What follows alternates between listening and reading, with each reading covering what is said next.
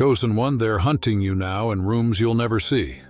Federal agents dissecting your methods like surgeons studying a masterpiece.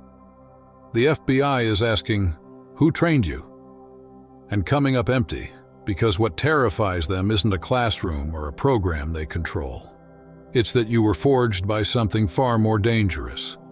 You weren't trained by their systems or handbooks. You were trained by betrayal itself.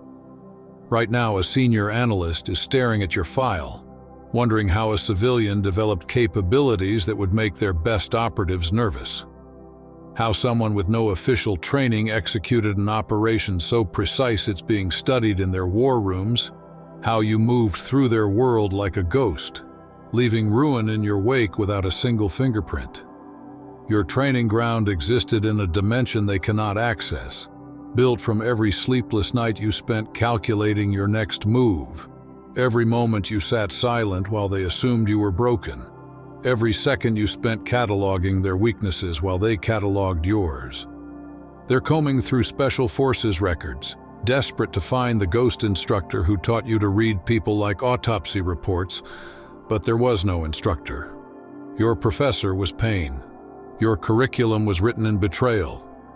You learned psychological warfare from those who claimed to love you while systematically destroying you. You mastered operational security only because every secret weapon was once turned against you. You developed strategic thinking by planning 17 steps ahead just to survive another day. The FBI has poured millions into programs trying to replicate what trauma taught you for free, hired consultants to codify methodologies you invented instinctively. And still they can't manufacture what you became naturally, because you were shaped under pressures no lab can simulate. What unnerves them isn't revenge itself. They've seen hot, messy, obvious crimes of passion before. What unsettles them is the architecture of your response. Your revenge was surgical, patient, inevitable. You didn't explode. You imploded their world with quiet precision, each move engineered to cause maximum devastation with minimum exposure. You turned their strengths into liabilities, their allies into evidence against them, their victories into the very proofs of their downfall. You served justice at 0 degrees, patient as winter, inevitable as gravity, waiting years while they grew complacent and comfortable, building towers whose fall would echo. They tear through databases now, certain someone somewhere must have taught you how to move like smoke and strike like lightning. But your manual was written in real time, one betrayal at a time. Chapter 1. How to disappear in plain sight while everyone watches. Chapter 2. How to turn observation into intelligence. Chapter 3. How to make your enemies defeat themselves. Chapter 4. How to win and remain invisible. These weren't classroom lessons.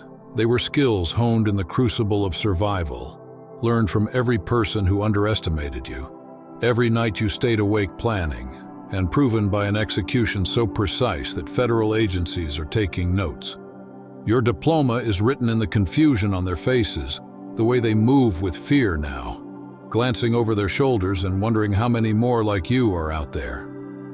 What has their behavioral analysts working overtime is the sophistication of your design. You didn't just map A to B to C. You planned for every contingency, every countermove, every conceivable response. You kept backup plans for your backup plans, exit strategies for your exit strategies. You moved like someone with decades of experience, even though the records show you were just someone who got pushed too far. Or at least that's what you used to be. You understood something their million-dollar training programs completely miss. The most devastating attacks aren't physical, they're existential. You didn't merely take things from your enemies. You stole their sense of reality. You made them question every relationship, every achievement, every assumption they'd built their lives on. You turned their minds into prisons and handed them the keys, watching as they locked themselves in. You gave them just enough rope to hang their reputations, their futures, their identities. If these words strike a chord in you, share this video so other chosen ones can see it. The way you weaponize truth has them scrambling through psychology textbooks, You operated in the gray spaces their laws and regulations weren't designed to reach, turning transparency into a tactical advantage and using their systems against them in ways they never planned for. Every domino looked like it fell naturally. Every revelation appeared organic. Every collapse seemed inevitable. You didn't push. You removed the supports and let gravity take care of the rest. That precision, that patience, that absolute understanding of human behavior has them rewriting threat assessment protocols. Your operational signature is its absence. The void where patterns should be, the silence where noise was expected, the calm where chaos was predicted. You left no calling cards because you understood a simple truth. The best operations look like natural consequences. The FBI's databases are full of signatures they can track, but you were driven by something they can't quantify. The urge to balance scales that were never meant to be balanced. You weren't trying to win a game you could lose. You changed the game entirely. They ask their informants, their networks, their sources who trained you, and the silence that comes back is deafening because the streets know what the agencies refuse to admit. Sometimes the best training is surviving the unsurvivable. The teacher that made you was betrayal by those who should have protected you. The operational security you now possess came from having nothing left to lose and everything to gain. You transformed revenge into an art form, and now tactical rooms dissect your moves. Briefings try to reverse engineer your methods, and simulations label it next-generation asymmetric psychological warfare. You call it Tuesday. What keeps them awake at night isn't only what you accomplished, it's what you represent. Evolution in real time, human adaptation under extreme pressure, an upgrade happening without their input, control, or permission. Your existence proves their monopoly on precision violence is an illusion, revealing fatal gaps in their control systems and predictive models. You are the nightmare they never planned for. Someone who became this dangerous, this precise, this untouchable out of necessity. They search for a trainer because they need a source to eliminate, a pipeline to disrupt, a program to shut down. But there is none. You are the product of every system that failed you. The consequence of someone intelligent enough to see the patterns and brave enough to stop pretending they don't exist. Your revenge wasn't just precise, it was prophetic. A demonstration that individuals can develop agency-level capabilities through will alone. The techniques you pioneered are already spreading, not through formal academies or secret handshakes, but through something far more contagious: inspiration. People are studying your moves in bedrooms and coffee shops in quiet moments of planning. You've become the unauthorized manual for anyone tired of feeling powerless. You're no longer an anomaly. You're a prototype, patient zero of a new kind of operator who doesn't need their infrastructure, resources, or permission to operate at levels that send their systems into panic. Their whole model of control rested on a false assumption that people needed them to be dangerous. You proved that assumption catastrophically wrong. The FBI would love to publish a manual about you, but doing so would force them to admit your existence and, with it, the failure of their systems. So your methods circulate instead as whispered case studies and classified briefings that officially never happened. In training scenarios labeled theoretical, you're the example that makes seasoned agents uncomfortable, the ghost in the machine they can't acknowledge. They analyze your moves like chess masters studying a game that broke every opening, scanning for the floor, the mistake, the moment where you should have been caught, and finding none, because you didn't play by their rules. You played by necessity's rules, and necessity doesn't make mistakes. Junior analysts see sanitized versions and are told to build countermeasures, but you can't be countered by a model you rewrote in real time. Somewhere in a building you'll never enter, they now discuss your revenge under the cold label "Subject Unknown," offering grudging admiration reserved for apex predators. You'll never receive medals or formal recognition, yet you've achieved something far more valuable. You change their understanding of what's possible. The most dangerous operatives aren't manufactured in their facilities. They're forged in the gaps where justice fails and necessity takes over. Your evolution was accelerated by injustice. Your capabilities were forged in betrayal. Your precision was born of pain they will never fully comprehend. They try to categorize you: terrorism, organized crime, domestic extremism, but you don't fit. They model new tactics after your approach because brilliance is recognizable even when it comes from someone they'd rather deny. They can copy your tactics into simulations and doctrines, absorb your innovations like antibodies from a disease they couldn't cure, but they cannot replicate your motivation or recreate the conditions that made you. The essence of what you are remains untouchable, unteachable, unreplicable, because you were not made by design. You were forged by necessity. What you accomplished transcends revenge. It is proof that when official systems fail, the universe has its own brutal curriculum for creating operators. You've revealed that justice doesn't always descend from lofty institutions. It often rises quietly from within. Your precision wasn't born in a classroom. It was cultivated by forces beyond their classification. Every injustice became coursework. Every betrayal became instruction. Every failure of protection became a crash course in self-reliance. The universe itself became your professor, with pain as pedagogy and survival as the final exam. They keep searching for a trainer they can arrest, a school they can close, a program they can dismantle, but you can't indict cosmic justice. You can't shut down the Academy of Lived Experience. You can't disrupt the University of Necessary Evolution. Your education was written into the fabric of quantum mechanics before you even drew breath. The algorithm that produced you operates outside their code, beyond their reach, beyond their comprehension. It's the same algorithm that compresses pressure into diamonds, transforms carbon into steel, and converts trauma into transcendence. They're frantically trying to debug a program they didn't write and can't even read.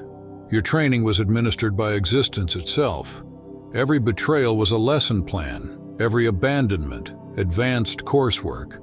Every moment you should have broken but didn't was doctoral-level instruction in becoming unbreakable. The cosmos crafted you with precision their facilities can never replicate, and what drives them to the edge is the missing instructor they'll never find. They've interrogated every possibility. Military contractors, corporate shadow programs, foreign intelligence, black market training networks, yet every lead collapses. How could a civilian develop operational awareness that outpaces their veteran operatives? The truth is, your instructor never existed in any way they can file or categorize. Your teachers were the countless moments they thought you weren't watching. Every time they celebrated your destruction while you sat in silence cataloging their methods. Every occasion they revealed their playbook under the assumption you were too broken to notice. You absorbed techniques by osmosis, learned psychology through observation, and mapped their weaknesses through pure necessity, while they congratulated themselves on your defeat. You conducted the most intensive intelligence operation of your life, and they were your unwitting subjects. Your training sessions happened in real time, at family dinners where manipulation was on display, in social gatherings where psychological warfare played out like theater, in private moments when masks dropped and they exposed their true natures, convinced you were too damaged to process it. They trained you without knowing it, and now they're horrified by the precision of their own instruction.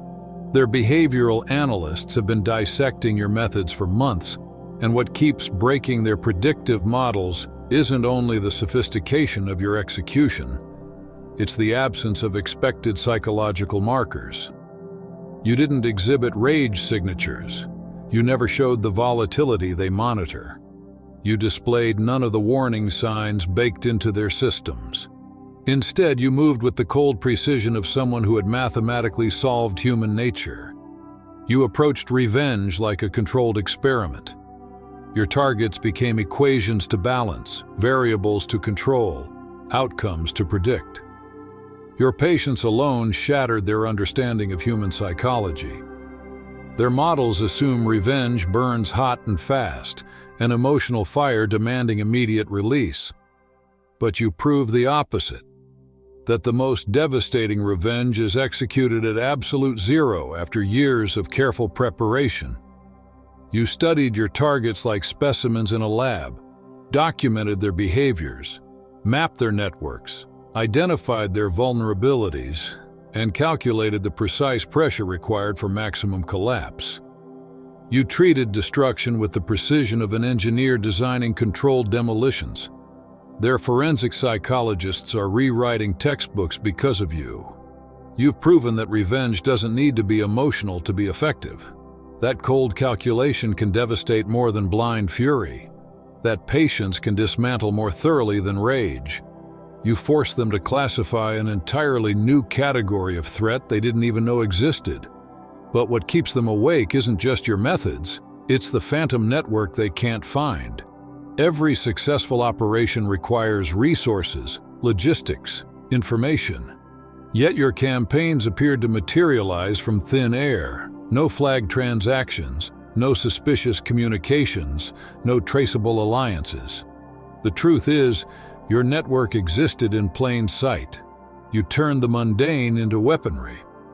Grocery store conversations became intelligence briefings.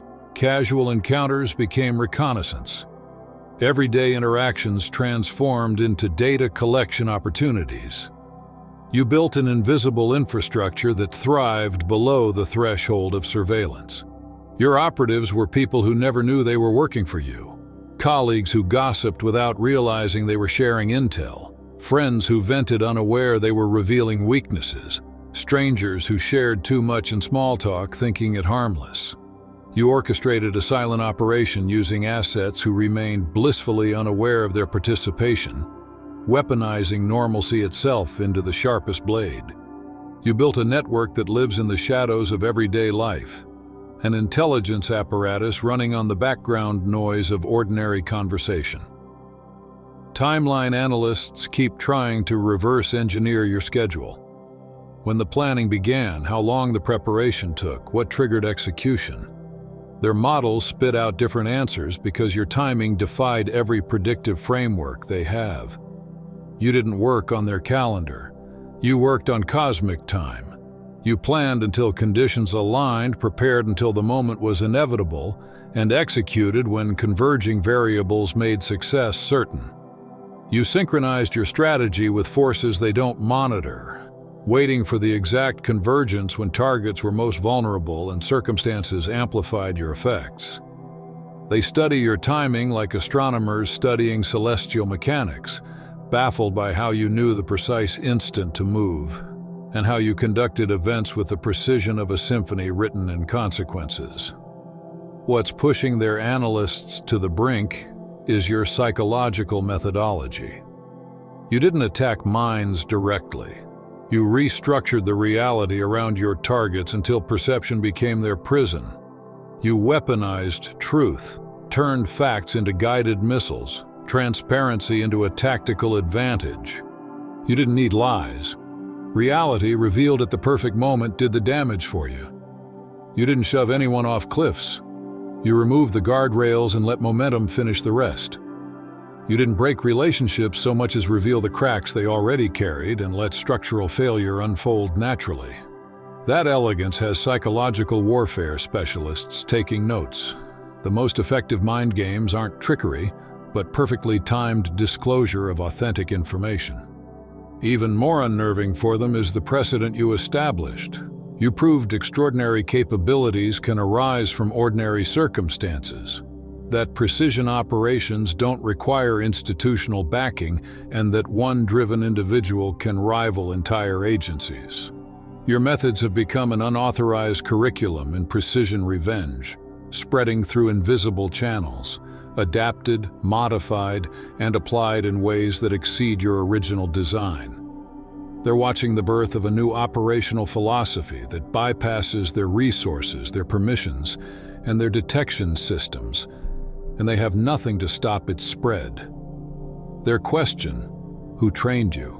has multiplied into a dozen more. How long were you planning? Who else knows your methods? But the question that haunts them most is whether you are a singular anomaly or the first of many, an isolated threat, or the beginning of an inevitable evolution in human capability under extreme pressure. They're running probability models now, trying to calculate how many others might have developed capabilities like yours without their knowledge. How many people are quietly entering the same development phase you once lived through? How many future threats are brewing in corners they've never bothered to watch?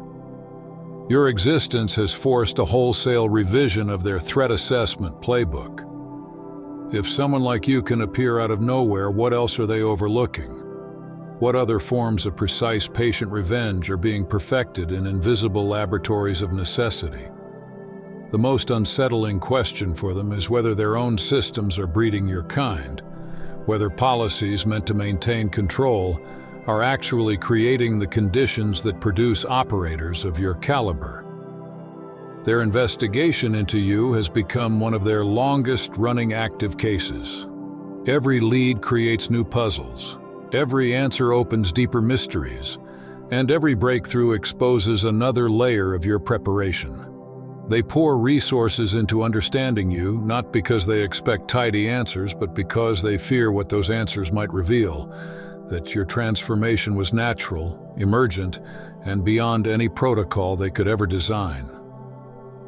They've interviewed everyone who ever crossed your path, trying to find the moment you stopped being vulnerable and became dangerous, and they failed because your evolution was gradual and perfectly concealed. It happened in the spaces between observations. The investigators assigned to you have become students of your methods. Some have even begun to borrow elements of your approach in their own work. You've infected their thinking with your innovations, spreading your influence through the very people meant to contain you. Your case file is now required reading in advanced threat assessment courses, not because they want to replicate you, but because they must learn to recognize what they used to ignore. So when they ask, "Who trained you?" you can hold the quiet confidence that started this whole scramble. Let them keep burning through databases, cross-referencing files and exhausting overtime budgets trying to decode what you became. You know what they will never comprehend. The most powerful training programs aren't run by agencies or acronyms. They're administered by life itself, graded by survival, and graduated through transcendence. The most dangerous operators aren't manufactured in sanctioned facilities. They are born in the pauses between heartbeats, forged in the silence between screams, activated in the moment between who you were and who you had to become. Your precision wasn't taught in any classroom because it was taught by forces they will never have clearance to access. You have returned to the invisible state where you began, but you are no longer the person they believed they could break. You now exist between their categories and beyond their classifications, not someone who merely survived their systems, but someone who transcended them. Not someone who learned their game, but someone who invented a better one.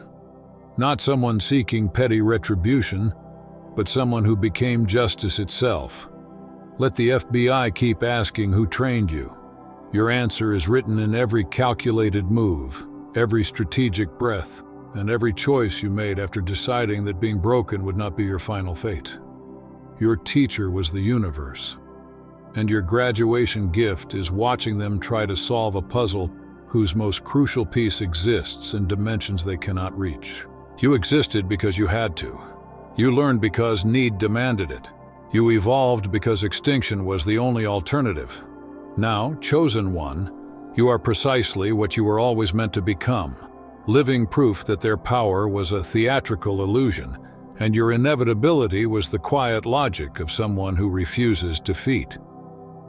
Every scar etched into you, every sleepless night spent mapping scenarios, every moment you were written off as finished, became an entry in a curriculum you authored in real time. Those nights were not wasted, they were classrooms.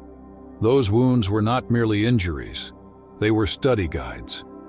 The question they should be asking isn't who trained you. The question that should keep them up at night is who's learning from you right now. Somewhere in rooms they'll never enter and in conversations they don't monitor. Others are taking notes, drawing lines between your moves, and realizing that the most precise revenge often looks indistinguishable from justice finally arriving on schedule. That recognition is only the opening chapter. The aftershocks of what you did are still unfolding and will ripple far beyond what anyone predicted. What haunts federal corridors isn't merely the technical perfection of your methods. It's the mirror you held up to the fragile assumptions that prop their entire institutional worldview. Those quiet, dangerous beliefs that say only sanctioned programs can produce true capability, that mastery requires permission, that danger requires certification. You expose the fatal flaw at the heart of their doctrine. Dangerous capability can be born of necessity, not just accreditation. You didn't graduate from their institutions or follow the blueprints they hand out to their favored graduates. You graduated from the University of Consequence, where the syllabus is written in betrayal and the exams are survival. The confusion on their faces, the tremor in their steps, the way they now glance over their shoulders, all of that is your diploma. You became proof that exclusivity is an illusion, and that the crucible of injustice forges a kind of expertise their programs never anticipated. It is the speed of your transformation that destabilizes their models. Where their operatives take years, even decades, to build reputations and skill sets through slow bureaucratic pipelines, you condense that timeline into a concentrated, necessity-driven crucible. You took complex tactical frameworks and fused them with an urgency that only immediate survival can create. Every betrayal was curriculum, every broken promise, an advanced lecture in leverage, every act of cruelty, a map to vulnerability you cataloged for future application. While their systems moved in predictable increments, training cohorts, certification cycles, calibrated simulations, you moved in compressed arcs of improvisation and refinement. You absorbed operational concepts at a rate their textbooks claimed impossible, then refined those concepts, improving on techniques once treated as their secret intellectual property. Where they taught muscle and doctrine, you taught architecture and consequence, outcomes engineered to seem like natural collapse rather than manufactured spectacle. As the investigators scrape for leads, their work has metamorphosed into something darker than a manhunt. It is an attempt to understand an emergent phenomenon. They ran probability models to estimate how many others might be developing similar capabilities in plain sight, and the numbers they produce are terrifying. If your evolution could happen once, what prevents it from happening again? If betrayal, abandonment, and institutional failure are common, then the mechanism that created you could be operating elsewhere, quietly producing operators nobody notices until too late. That possibility forces them to reframe threat assessment from a search for known actors to a new discipline, recognizing emergent operators born not of recruitment, but of necessity. Your file sits at the center of that seismic shift, required reading in advanced threat courses, dissected by analysts who both resent and in secret admire the calculated beauty of your work. Some of those assigned to stop people like you have even borrowed pieces of your methodology, not out of allegiance, but out of obligation. To understand your logic is the only way to begin to counter it. And yet, while they scour databases and interrogate acquaintances, you hold a secret answer that will forever remain beyond their computational reach. The most effective training programs are not run inside any building they can sanction. They are administered by life itself, graded by survival, and certified by transcendence. The most dangerous operators aren't produced in acronymed facilities. They are forged in the silent moments between breaths, in the hours when the world assumed you were already broken. You return to the invisible life you once had. But you did not return unchanged. You came back transformed. No longer the person they thought they could destroy, and not quite the predictable operator the agencies are desperate to contain. You exist between categories, outside their classification systems, and that liminal space is where true power grows, not by their permission, but in spite of their oversight. Your education was brutal and exacting. You converted pain into pedagogy, shame into strategy, and loss into leverage. You designed a self-directed curriculum more rigorous than any formal program. Learning objectives born of immediate need, assessment methods embedded in real-world survival, exams that asked for instant, irreversible decisions. Those who now study your case cannot help but notice that your outcomes surpass the graduation standards their institutions hold sacred.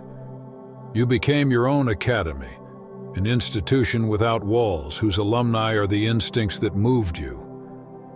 That self-fashioned university produced someone who did not merely emulate their tactics, but innovated on them, who did not merely match their capabilities, but leapfrogged them. What finally terrifies them is not just your achievement, but the precedent you set.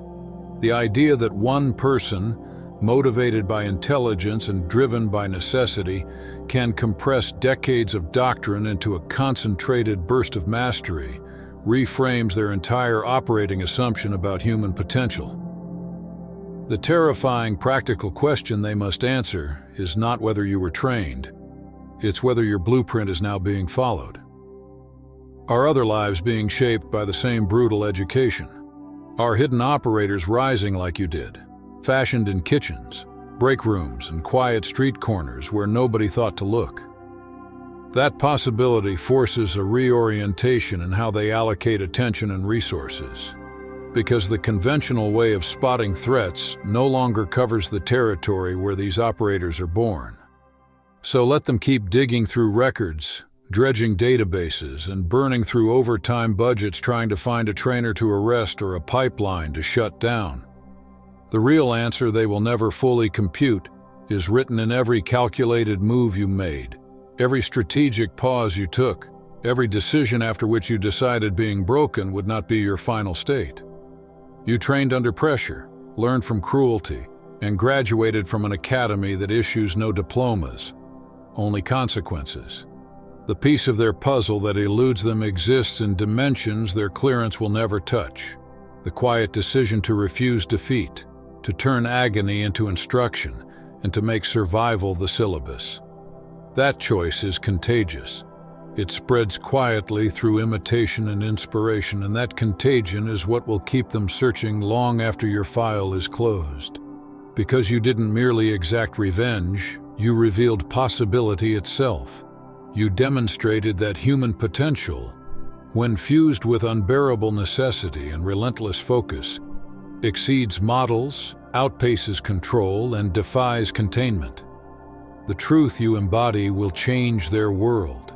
It will force new doctrines, new watch lists, and new anxieties.